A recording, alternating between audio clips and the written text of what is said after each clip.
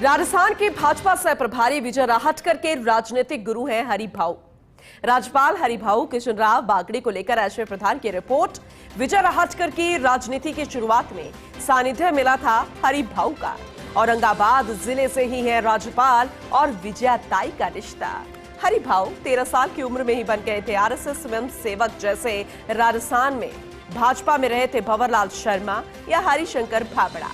ठीक उसी तरह ही प्रकृति के संग और संगठनिष्ठ व्यक्तित्व है नए राज्यपाल हरिभाऊ।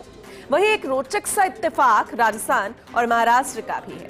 पहले प्रकाश जावड़ेकर रहे राजस्थान के चुनाव प्रभारी, फिर इस बार बतौर चुनाव प्रभारी आ गए हैं विनय सहस्त्रबुद्धे।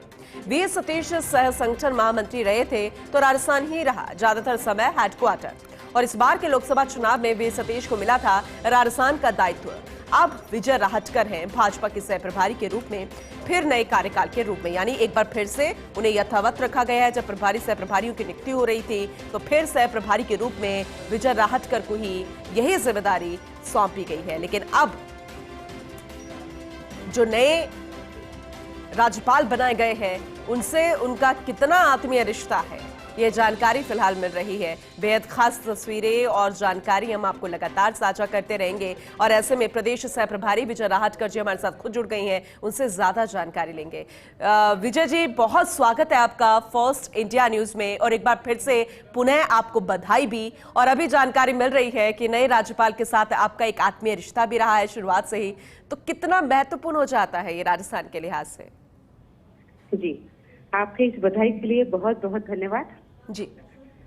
हमारे यहाँ के मेरे गुरु, जिनका हाथ पकड़ के मैं राजनीति में आई, ऐसे हरिभाऊ बागड़े जी राजस्थान के राज्यपाल बन गए हैं, इसकी बहुत खुशी है। हरिभाऊ जी के साथ लंबा 30 साल तक का काम करने का अनुभव और सौभाग्य मुझे मिला है। उनकी जो सादगी है, पार्टी के साथ जो समर्पण है, और उसी के साथ साथ हर एक कार्यकर्ता को साथ लेकर चलने की जो खूबी है, वो बहुत सराहनीय है।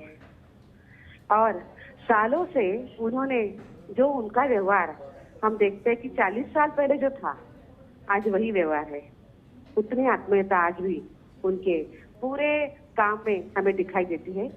तो वो अभी राजस्थान के राज्यपाल बने हैं, तो इसकी बहुत बड़ी खुशी भी मुझे हो रही है।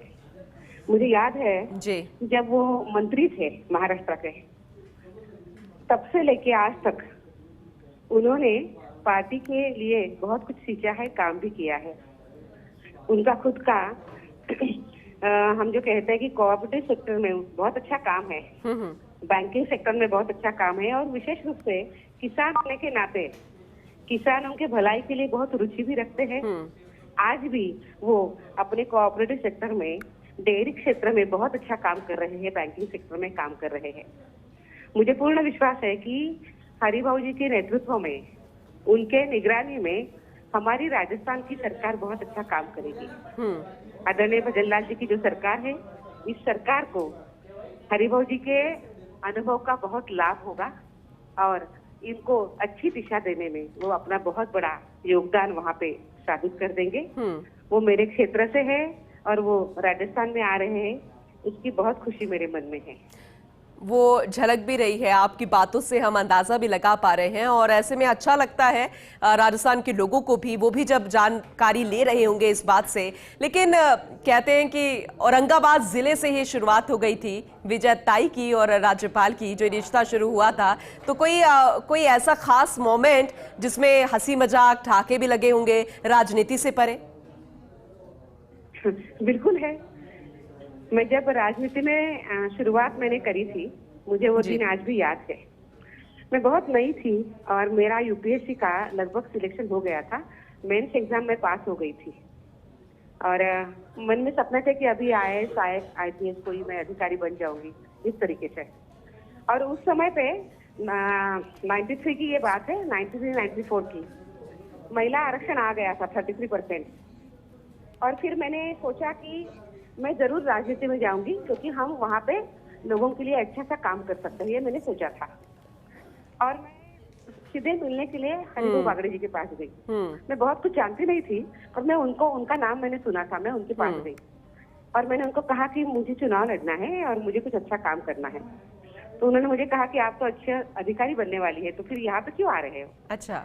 तो मैंने उनको कहा कि नहीं नहीं, यहाँ पे काम करना भी, मैंने वहाँ पे तो खुद को साबित कर दिया है। मैं एग्जाम पास हो गई हूँ, पर मैं कुछ और अच्छा काम करने के लिए चाहती हूँ।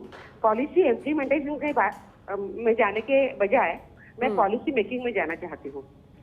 तो उन्होंने मुझे कुछ प्रश्न पूछे जिसका बहुत जवाब मुझे नहीं पता था। जो मेरे मन में आया वो मैंने उनको बोल दिया। तो उन्होंने मुझे पूछा कि आपको लोग कैसे चुनकर देंगे, हम आपको क्यों टिकट दें जी।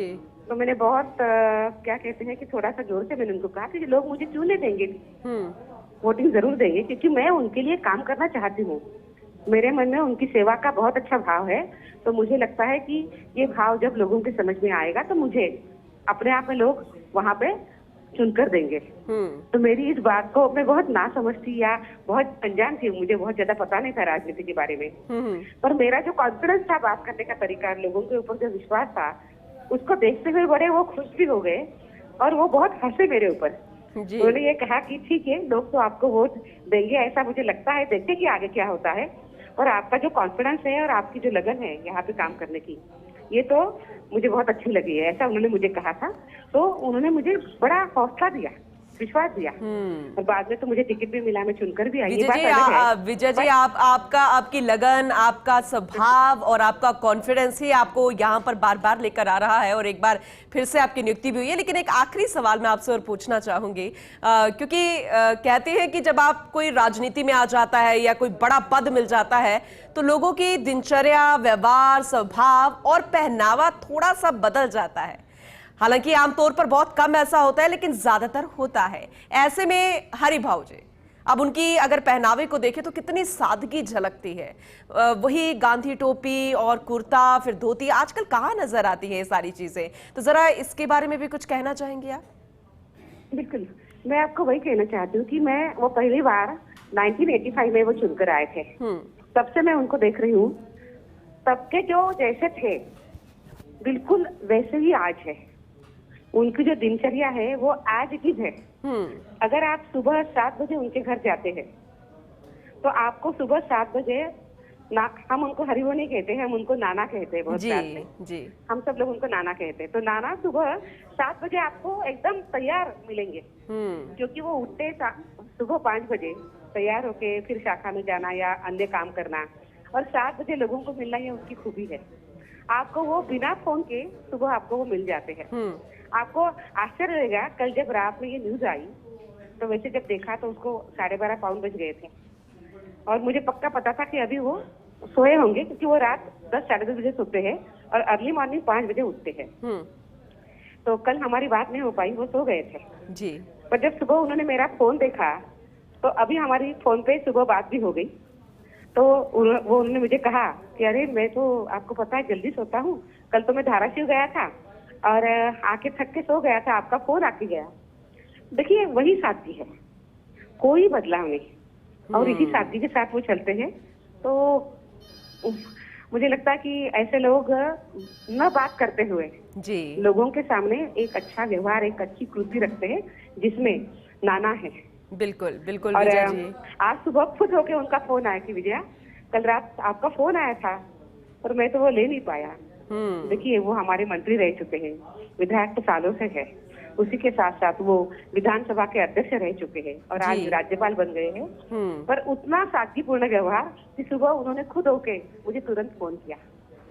बिल्कुल, और यही कहानियां जो आप हमें डिस्कशन के जरिए बता रही हैं, बातों के जरिए बता रही हैं, ये प्रेरित करती हैं और आम लोग भी इससे कुछ ना कुछ सीख रहे होंगे। हम उम्मीद करते हैं कि नाना और विजयताई की जोड़ी जो है वो राजस्थान में कमाल करेगी। महाराष्ट्र की परंपरा और राजस्थान की परंपरा सामाजिक तौर पर भी और राजनीतिक तौर पर भी बहुत कुछ खास करती हुई नजर आएगी। बहुत शुक्रिया फर्स्ट इंडिया न्यूज से बातचीत करने के लिए।